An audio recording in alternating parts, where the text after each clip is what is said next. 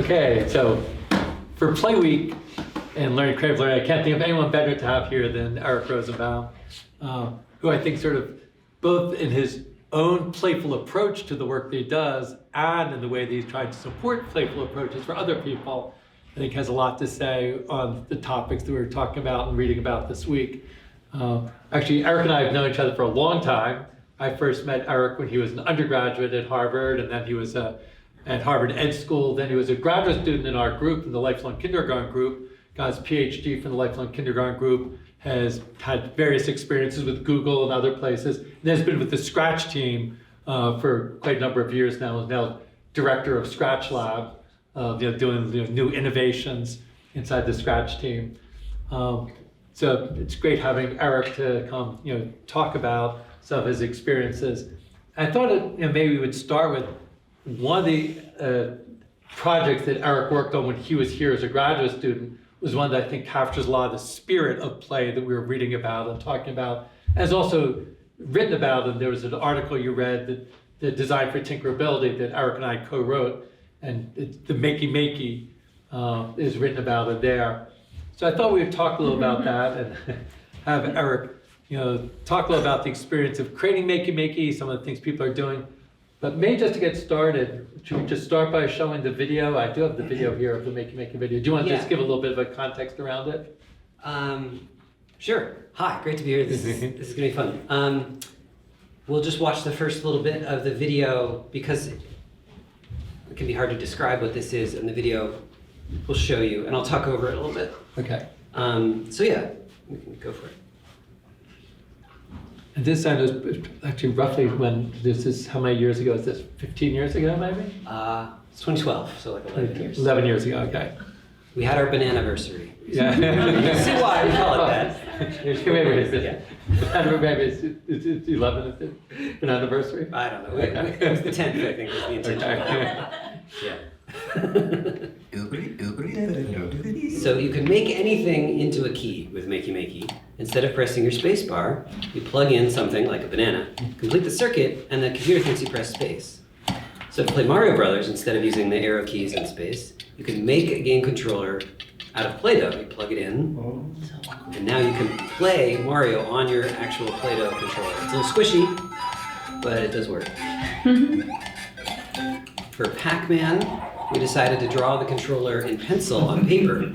The graphite is electrically conductive, so you can complete a circuit by touching it and play the game on your hand-drawn controller. Why would we fill buckets of water? Naturally, to play Dance Dance Revolution. This is very difficult, but fun.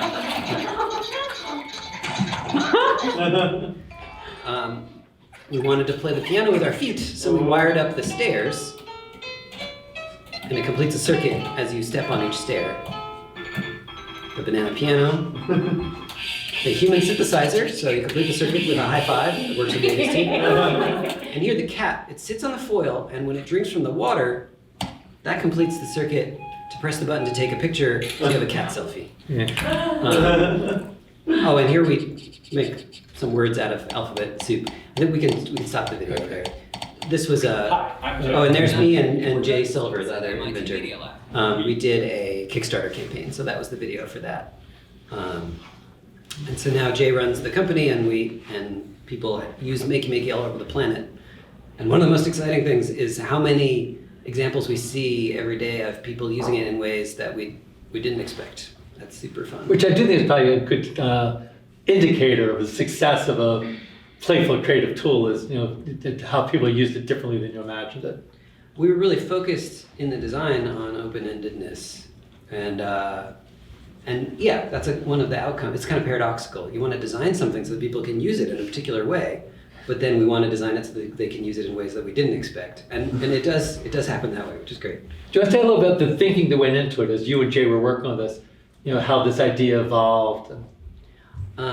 Well, we said, hey, Mitch, we have this idea for connecting bananas to computers. What do you think? At an early stage, it was a kind of weird idea. Not everyone understood.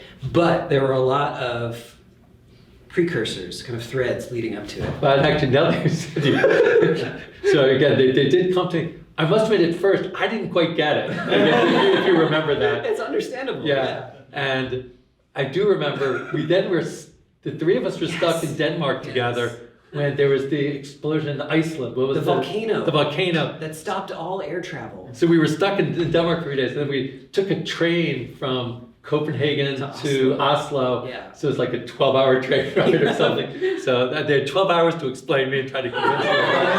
So by the end, I started to get it. So. Right. At some point, I did a residency at the Exploratorium Tinkering Studio. Oh, you read the article from those folks. So I was there for a couple of weeks and built what was the first ever physical instantiation of the idea. But Jay and I had been talking about it for years. And one source of it is what we call world as construction kit. The idea that a creative play experience of a kit can be made up not of the things that are provided, but of everything around you, which gives you this sense of the ability to transform. Like you can take your Play-Doh and make it into a game controller and maybe see what's possible in a new way for those objects. So that was one idea, and I think that had antecedents in multiple projects that we had done before. But that also, that touches on the theme of tinkering, Yes. that is related to the themes of this week. Because I do think with tinkering, you're not necessarily sure ahead of time exactly what you're going to be using. So the idea of being able to improvise and using the world as your construction kit is like full of improvisation. Absolutely, yeah. And another antecedent to it was just thinking about the computer keyboard. There's a whole culture of keyboard hacking, as it's called, which is like, it's relatively hard to make a physical thing that connects to a computer, like a button input or something that you design yourself. You might have to program a microcontroller or something.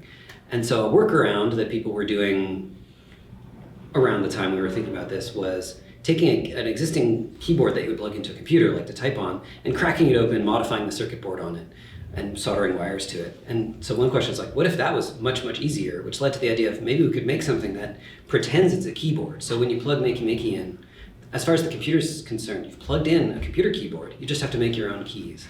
So that idea came from DIY culture. One of the things we liked about it was we were talking about the world as construction kit is a kind of open-endedness with materials.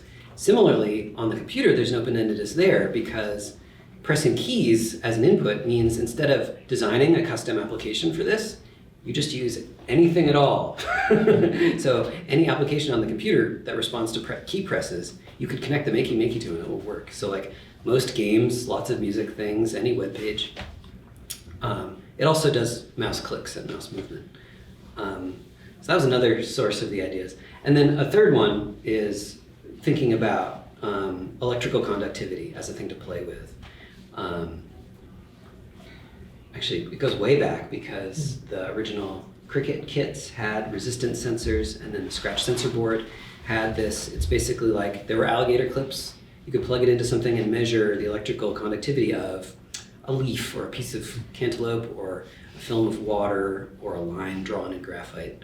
And they all have different amounts of electrical conductivity, and so you could measure that. And Jay's insight was, what if we focused on the conductivity of the human body, which tends to be in a different range? It's like a higher resistance.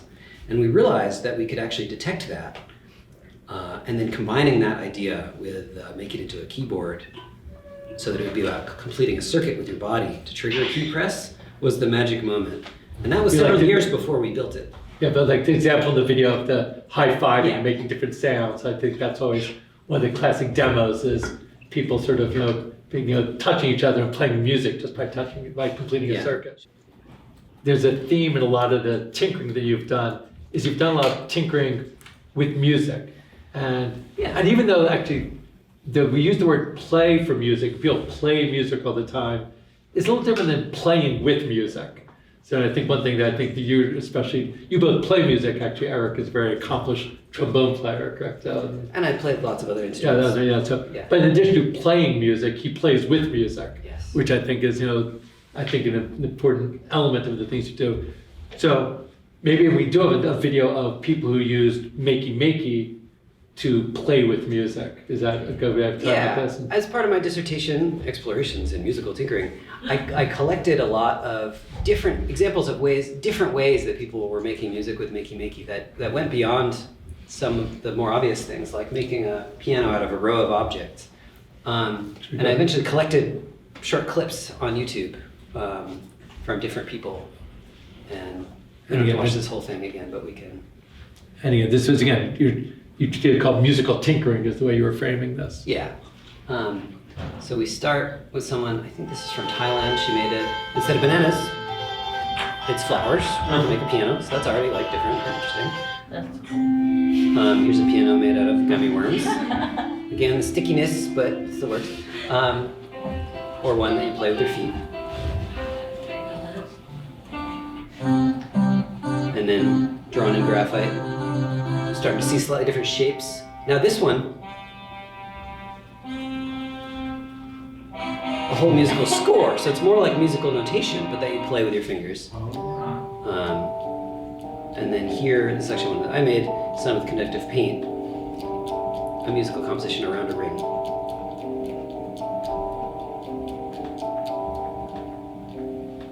And different ways to play it.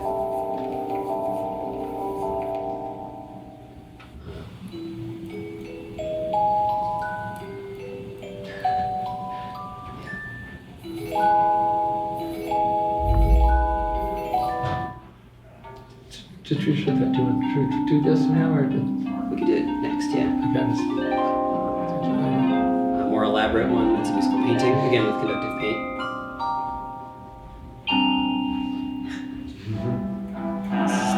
As he touches his different fingers to the ladder, he plays different chords.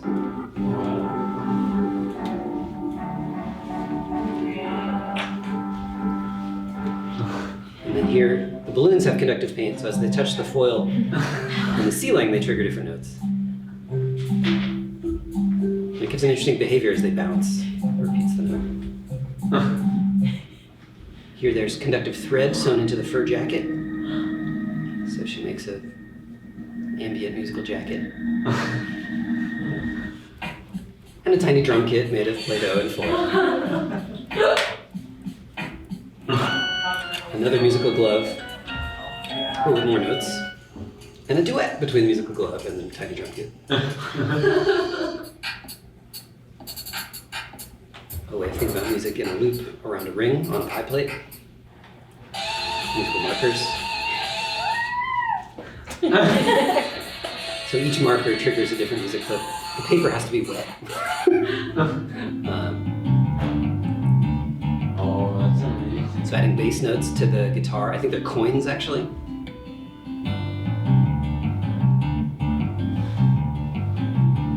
Yeah, it's a beautiful one. And we could stop it after this one. So this person, there's an interesting tinkering angle on this. So that, oh, and then the pizza. Anyway, there's a lot of fun things. The piano one I just want to mention. So that one, you could see there's kind of wires going in under the keys in this beautiful upright piano. And it would sing the names of the chords as he played them. It's not obvious that you could do that or get it to work, right? And it was in a workshop that I ran. And in this case, the student was like, oh, can I modify the piano? I'm like, I don't know, it's not my piano. I don't know who it belongs to. And so there was a kind of like pushing of boundaries there. It was like, is this gonna be okay? And he clearly knew what he was doing with a piano. And so we allowed him to take it apart a little bit. And in that way, like create something much more magical than would have been possible otherwise. So it was an interesting moment where there's like, I think that's about like agency and risk in tinkering. Yeah, there are probably a few tinkering themes that come across here. Like one theme that definitely, as you say, the being willing to push the boundaries is one thing that is common. In fact, sometimes when we talk about just a playful approach, saying it's this attitude where you're willing to take risks and push the boundaries. Boundaries of flavor. Yeah, yeah. And then maybe a lot of these are using, familiar things in unfamiliar ways. So sort of Absolutely. seeing something in a different way is probably another thing. It's probably a common theme as people who are really engaged as tinkerers. Another one specific to music is how you think about music being represented. So like you have things that are more like an instrument where there's a row of notes, or something that are more like a composition like that, the one that's in a grid, where the notes are not laid out on a scale, they're laid out according to a particular tune that you want to play with it. I have a second video, because there were so many more things that appeared on the internet that are yet different examples. And those include things like a train going around on a track and triggering different notes as it moves. anyway, there's amazing variety. So different ways of thinking about like how you can interact with music. Maybe we'll shift for a moment. So this was something that you had worked on, one of your creations from more than 10 years ago. Maybe we'll also take a look at one of your more recent creations from only around 6 months ago or so, et cetera. Oh, this. No, Oh, no. what's the next thing? What's next? It's one of your proudest creations. Oh. This is Eric's daughter, Izzy. So Isabella, Izzy, she's almost 7 months old now, and this is a recent video. And it's this class about play, so I thought we could watch a few seconds of her playing.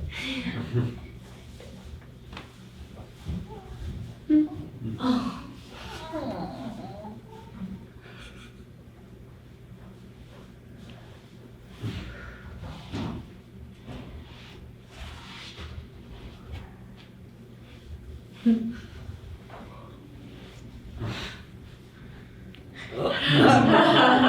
we go. Yeah. So to me, this is like totally fascinating and of earth-shattering importance and amazingness. Maybe to other people, it's just like, oh, that's a baby. But but I do think it's not just obviously you have a special connection, but I do think there's something very amazing going on here that people often overlook, and it does have to do with the power of play. I do think.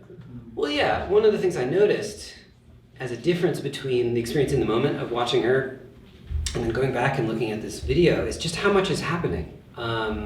Play has this very beautiful, rich complexity to it. And so some things that I noticed there, it all went by kind of quickly, is that she's vocalizing. I don't know if you could hear it. She's kind of cooing a little bit. She looks over at me, and she's exploring this little teddy bear. She's using her thumb and index fingers, which is like a new ability, the fine motor control. And then she's also using both hands at once to manipulate the toy. And she's especially interested in part of it, the tag on the toy. Why is that? I don't know. And then she puts it in her mouth to explore that. And all of those things happen over and over again so quickly, and we don't even know very much about why she's doing any one of them, but she's clearly learning through that process.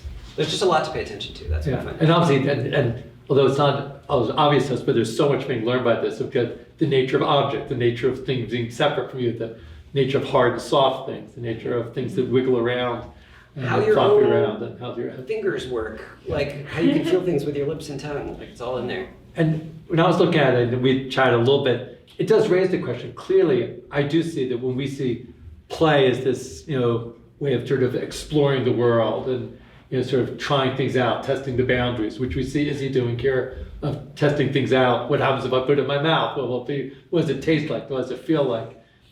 There's a lot of things that are learned by doing that. There's probably some question about how far does it go? How many things can you learn in that playful, exploring, tinkering approach? Right. Clearly, learning certain basic things about the world is the best way of doing it. If you sat down and tried to lecture Izzy about these things, it probably would not be so successful. I tried that. It worked well, yeah. This is the backup plan, and that didn't work, right? But I do think, in some ways, the work that you've been doing, and I think the work that we do more generally in the Lifelong Kindergarten Group, is trying to see how we can take this playful tinkering approach and expand what people can learn, not just learning about, moving your fingers together and the nature of objects, but a wider range of things you can learn through that approach. So like some of the musical things you've done, it's about, rather than learning music through some structured way of learning how to read musical notation, but through your explorations in the world, as we saw in that video. Yeah, totally. Do you have thoughts about the range of things that can be learned through a tinkering approach, and where does it run into its limits, or where does it reach to more challenges of learning through a tinkering approach? Well, our stance certainly is that more things can and should be approached this way than our culture thinks, and that like bodies of knowledge get formalized and are seen as like, oh, because we have this formal description of how this engineering discipline works, or even how a language works, that we should learn by learning those rules formally. And actually, it might be better to learn by immersively experience a language, or playing and tinkering with engineering ideas alongside the formal knowledge. So there's a lot more of that the world could be Yeah. taking up, I think. Yeah, especially, and I think sometimes people, and we talked about this in the article that we wrote together, that sometimes it gets dismissed because people just see it as only randomly exploring. Right. Where in fact, this is not just randomly exploring, and the people who made the musical creations, Makey, they probably start with exploring, here's an unfamiliar thing, let's try this. But then they build up from the experience, from what they learned, they build up from it. So we talk about top down versus bottom up, and it's bottom up, it's not just bottom, but people do the exploring, but then they build up from that. And a lot of times it requires a certain approach for doing that. Not everybody knows how to do that, so I think we can nurture a tinkering approach, I would think. Totally, there's structure, it's just not prescriptive. Yeah. And there's a skill of making use of emergent goal setting. So like in the Tinkering Studio article, they talk about the marble machines activity and how some people can say like, oh, I see this working in a certain way, but I can imagine it working differently. Like what if the marbles could jump? And then identifying something that is likely to be able to work, and then that you can find the materials to do. So that kind of like being able to reflect on your own tinkering process as you do it is a skill. Actually, do you want to talk about your own development as a tinkerer? Like even going back to childhood, how do you think you ended up because you're someone who engages with the world in many ways as a tinkerer, and I do think it's a skill that you develop over the years. It's not something that, even though we see tinkering as natural, and in some ways it is something that we value about is that it comes naturally, even to infants start to do it. But there's a way of starting to nurture that ability of what it means to be able to build upon a tinkering approach. You want to say anything about your own, experience that sort of led you and the way you've built up your abilities as a How did I turn tinkerer? out this way? God, it's weird. I think part of it has to be viewed in opposition to schooling. So one example is with trigonometric functions. I never cared about that when I was supposed to learn it in high school and couldn't understand what was interesting about it. I wasn't a person who quickly grasped the symbolic abstractions, much less the beauty and joy of playing with mathematical ideas for their own sake. So it wasn't until much later I came across a problem where I think in those days I was using Flash and I wanted to make something just move along a direction that it was pointing. And I'm like, I'm over here and you're pointing that way. How do I calculate, how do I get from here to there? Like, what's the new place I'm in? Somebody must have invented a solution to this, right? There must be some function I can call. What is it? Turns out it's trigonometric functions. That's one of the uses of them. And so for me, being able to make some meaning through a project that I cared about with that piece of knowledge that was otherwise too abstract was my way into it, my way to find an attachment to it. I think there have been lots of other things that worked that way for me. Like it's how I've learned to do a little bit of electronics and enough programming in a bunch of different programming languages to build different things. It starts with making something that I care about. Well, do you want to move on? I know you got some other examples of other things you've worked on in recent years. There are things that you'd like to show and then talk about the ideas that went into it. I know you added a few different videos and brought in another example. How much time do you think we could take? There's like a bunch of different stuff. Well, why don't we take like another 10 minutes or so and then we'll open up to questions. Does that seem okay? So there's a musical instrument for two people, a generative AI experiment with Scratch, and something like Makey but with colors. So maybe I could just quickly talk about each of them? Okay, so let's just go to whatever's next in the slides, I don't remember.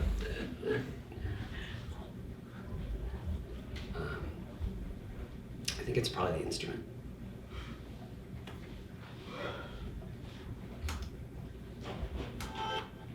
Oh yeah, so we don't have to show the video for this, I can just live demo and then we'll perform together. Yeah. So, I built this thing. I hope people can hear it, it's a little quiet. And the idea is to make a musical instrument for two people where you can learn about musical improvisation through musical conversation. And so I built this thing, it uses capacitive touch sensing so I can just touch the colored circles and they play different musical notes. And then there's another set that plays the same notes. And so the same color on each side represents the same notes, but they have different timbres, different instrument sounds. And I designed them that way so that as you're facing another person, you can make a gesture and then the other person can imitate it. And in that way you can kind of have a musical conversation. So if I go, and then if you play something, I can play it back. And we can start to modify. Oh, that's too much. Bring back images of Simon. Yeah, exactly. And so one of the things where did this come from? It came from... I must say, it's not very, the fact that when we were doing that, we were just tapping individual notes. There's something very pleasing about the running the fingers over it. So it's just something that I do think is an important element to making things like this, of just what's sensory pleasing. And then I do think what's both musically pleasing but also sensory pleasing to do that is a different feel than tapping. It turns out there's a developmental thing where around 6 months, babies just start to explore the world by like sliding their fingers over things. And I had no idea this was true. And I gave her this and she's like, she loves doing that. So He knows a lot about what happens at 6 months now. If he comes back in 3 months, he'll know. exactly. Narrow expertise. So maybe we'll start with the first question that's on the list here. How do you go about encouraging others to tinker and play with ideas and explore the realm of possibilities, especially in trying out ideas that seem difficult or impossible, especially if people are new to tinkering or hesitant to play? Who is it there? Do you want to say anything more? Yeah, I've gotten to work with Eric over the past few years, and I think of you as like one of the most generative people to talk to. And so I just thought you might reflect on how you share that playful spirit with other people, especially if they're new to it. And if I remember right, at the end of the Designing for Tinkering article, it sort of gives the caveat. It says this article is mostly about the designing the technology and the environment. It's not about designing the facilitation, which is also really important. Design how to support people and introduce people to it. So now's your chance, since it wasn't written in the article. It's a really important question. I don't know that there are straightforward answers to it. One thing it makes me think of is you talk about generative conversation, so just that type of interaction, tinkering with ideas. There's a way in which I like to try to notice and bring to the surface things that I find interesting in what someone else is saying and doing, even if they don't necessarily see the importance of that, or just kind of like identifying that and saying like, this is interesting. That can often be enough to help someone propel themselves forward. It's not that I think it's interesting, it's that I'm directing their attention to it and saying like, oh yeah, let's think about this together. So there's a kind of social emotional aspect to it of helping someone else direct their confidence. It makes me think of Eleanor Duckworth's work and what she calls critical exploration, which is a way of thinking about learning and play as a kind of inquiry. And so that's where that skill of like observing another person and just noticing in a fine-grained way like what's going on and helping them see what I think is interesting about it to help them direct their energy. So that's one part of it. But about addressing like hesitancy, there's some, like in workshops, there's some practical concerns like about how to invite people into it. At a high level, one is like just the emphasis on process over product or process and product. Because it's like, we love to do a workshop where we're making something and tinkering and then we show each other what we made. And there's a kind of pressure in that. It's like, oh no, I'm gonna have to show other people this thing. But it helps to talk about it as you're presenting like what you explored, the questions you came across, what you got stuck on, that was in an interesting way, what you couldn't figure out. And so that process emphasis can help to like reduce the pressure, but there's still pressure. Another one is for tinkering with physical materials. making an invitation to be messy by modeling that. So like, just having a lot of stuff that it's very easy for a person to take and try. Doing it yourself and showing that it doesn't always work right and that you can make a mess and that's okay. All those things help to reduce the pressure, in particular of like the physical tinkering, I think.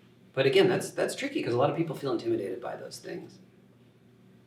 When we just said about, I noticed one trick that oftentimes we'll use in people demonstrating Scratch, rather than just doing it perfectly, making mistakes as you do it, oops, let me, and it's okay to do something and say, and then recover from it. It's really reassuring to be able to know that it's okay to recover, that things go wrong and you recover from it, that's okay. And to make that part of the introduction is to be open about the fact that things don't always go as planned, and even have to step away, I'm not quite sure why that happened, and think about why it did. There's a lot to dig into just in that one idea of learning through mistakes or learning through, I don't like framing it as failure, but just when things go wrong, like that's where you're gonna learn. And schooling places a lot of shame on that, like, oh, you should hide that or prevent it. And in fact, like every moment like of building this thing, it's like, oh, it didn't work, let me try something else. Oh, that didn't work, try something else. It's not that I'm stupid or bad at this, it's just that I gotta keep trying. And so that's super important for my own process. Let's go to another one, and actually, this was one that actually feeds into another example that Eric brought. So it's always nice when you make a presentation and someone asks a question that leads to something you want to be talked about anyway. So this Funny is you one. should mention it. That's one that says, perhaps you'll get around to this. What role do you think AI, particularly generative AI, can play in the tinkering process?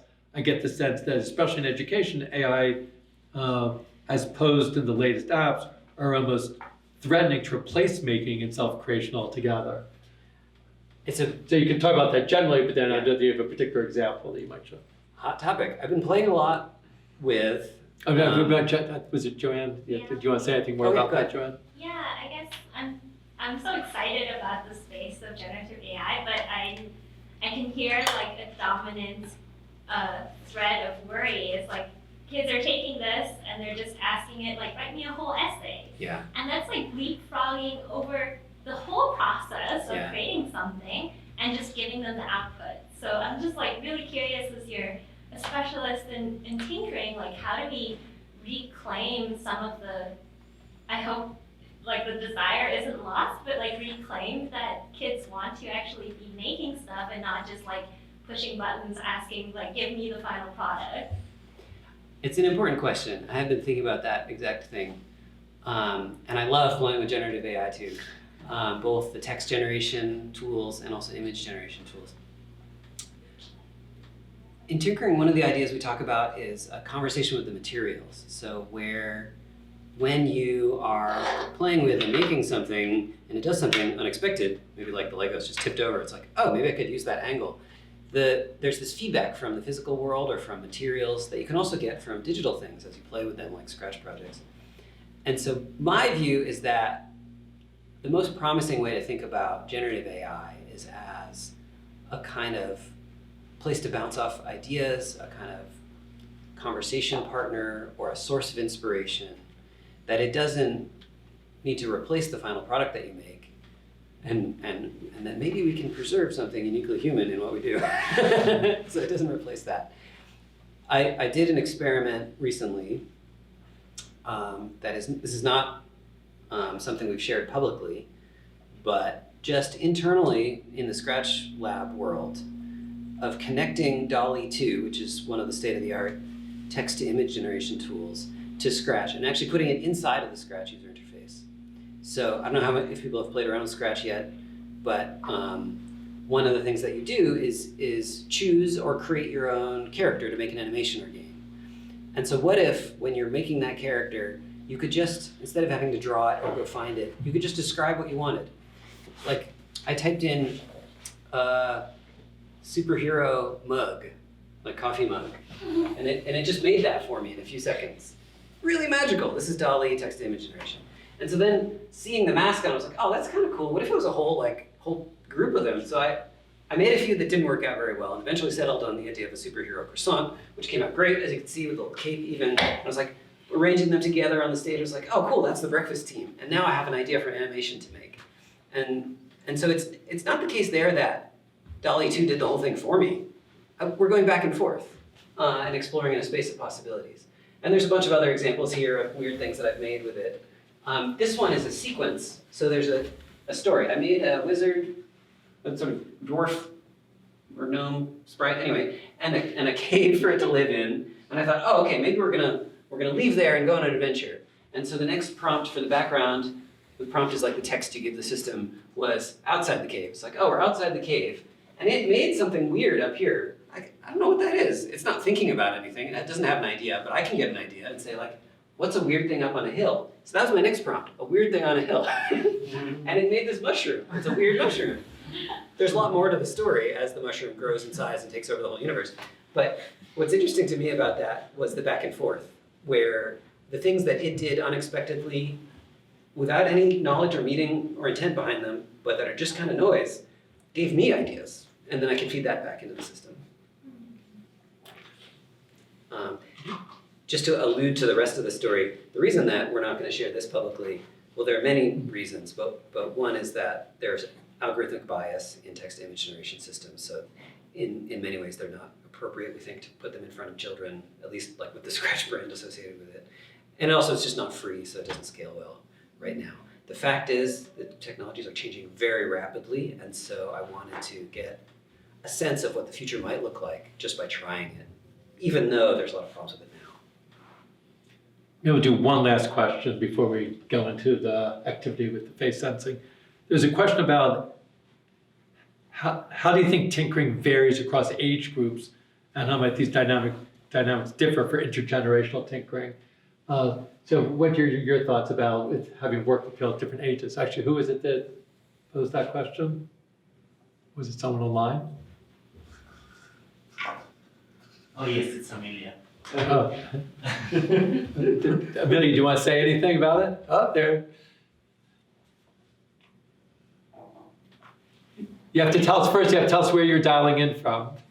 Okay, I'm actually dialing in from Boston, but I just got in on a red eye, so that's why I can't make it. But I was wondering, because I used to work in a very close-knit, like small community that was very intergenerational, and kids learned a lot by just observing their elders and like learning and pitching in, right? So just thinking about like watching you interact with like the Makey tools and the instruments.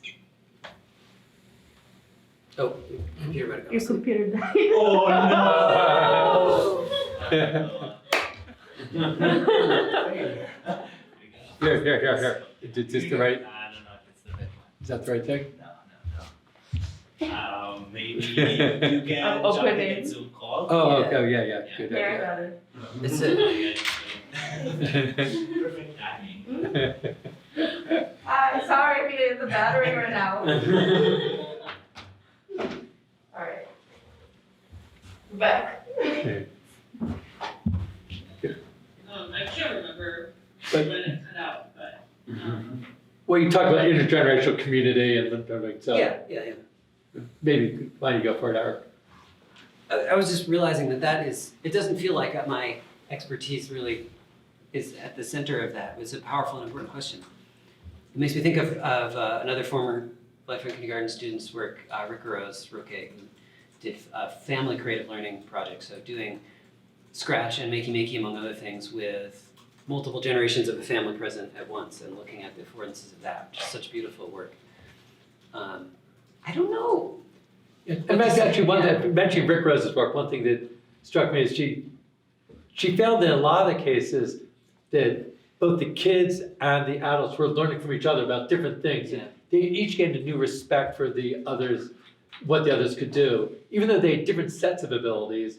But in a lot of these types of projects, each contributed different ways, and they each got a new appreciation for what the other could contribute.